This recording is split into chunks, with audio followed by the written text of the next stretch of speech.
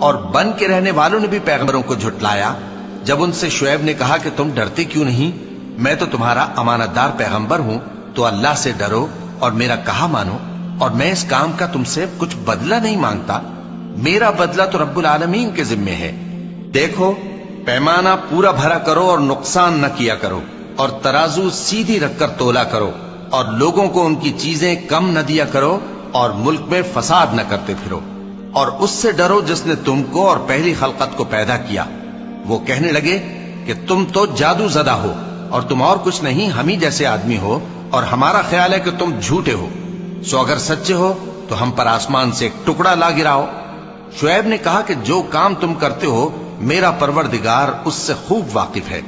تو ان لوگوں نے ان کو جھٹلایا، پس سائبان والے دن کے عذاب نے ان کو آ پکڑا، بے شک وہ بڑے سخت دن کا عذاب تھا، اس میں یقیناً نشانی ہے، اور ان میں اکثر ایمان لانے والے نہیں تھے، اور تمہارا پروردگار تو غالب ہے، مہربان ہے۔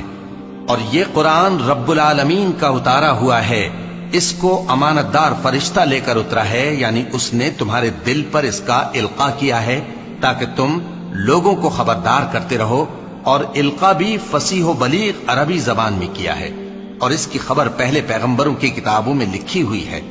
اور کیا ان کے لیے یہ سند نہیں ہے کہ علماء بنی اسرائیل اس بات کو جانتے ہیں؟ اور اگر ہم اس کو کسی اجمی پر اتارتے اور وہ اسے ان لوگوں کو پڑھ کر سناتا تو یہ اسے کبھی نہ مانتے۔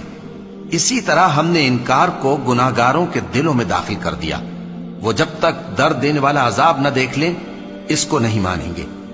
وہ عذاب ان پر ناگہاں آ واقع ہوگا اور انہیں خبر بھی نہ ہوگی۔ اس وقت کہیں گے کیا ہمیں مہلت ملے گی؟ تو کیا یہ ہمارے عذاب کے لیے جلدی مچا رہے ہیں؟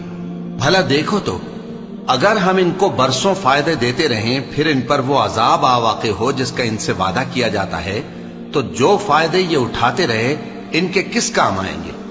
اور ہم نے کوئی بستی ہلاک نہیں کی مگر اس کے لیے خبردار کرنے والے پہلے بھیج دیتے تھے تاکہ یاد دلا دیں، اور ہم ظالم نہیں ہیں۔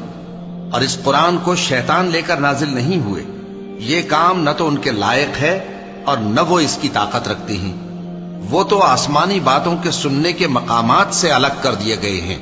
تو اللہ کے سوا کسی اور معبود کو مت پکارنا ورنہ تم کو عذاب دیا جائے گا، اور اپنے قریب کے رشتہ داروں کو ڈر سنا دو، اور جو مومن تمہارے پیرو ہو گئے ہیں ان سے تواضع سے پیش آؤ۔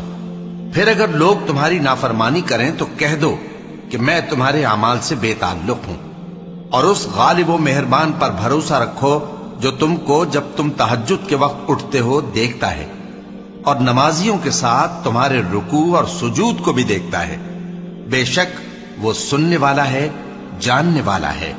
کیا میں تمہیں بتاؤں کہ شیطان یعنی جنات کس پر اترتے ہیں؟ وہ ہر جھوٹے گناہگار پر اترتے ہیں۔